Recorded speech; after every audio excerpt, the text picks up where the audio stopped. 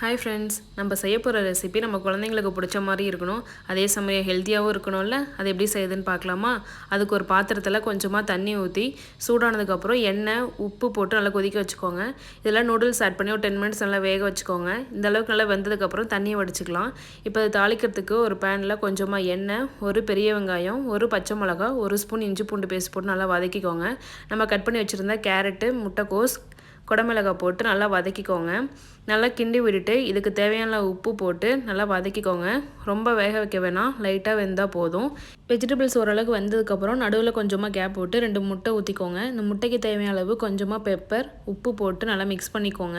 First நடுவில் நல்லா mix பண்ணிவிட்டு அதுக்கப்புறம் முட்டை நல்லா அந்த காயோடு படுற மாதிரி நல்லா கலந்து விட்டுக்கோங்க. ஓரளவுக்கு நல்லா கலந்ததுக்கப்புறம் முன்னாடியே வேக வச்சுருந்த நூடுல்ஸ் எடுத்து இதோட ஆட் பண்ணிக்கோங்க.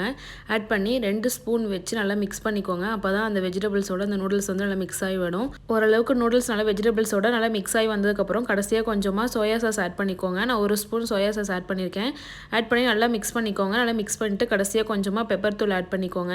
இப்போ ஸ்டவ் ஆஃப் பண்ணிட்டு வேற ஒரு பாத்திரத்துக்கு மாற்றிடலாம். ரொம்ப டேஸ்டியாகவும் இருக்கும், ரொம்ப ஹெல்த்தியாகவும் இருக்கும். ட்ரை பண்ணி பாருங்கள். ட்ரை பண்ணி பார்த்துட்டு எப்படி இருந்துச்சுன்னு கமெண்ட் பண்ணுங்கள். தேங்க்யூ.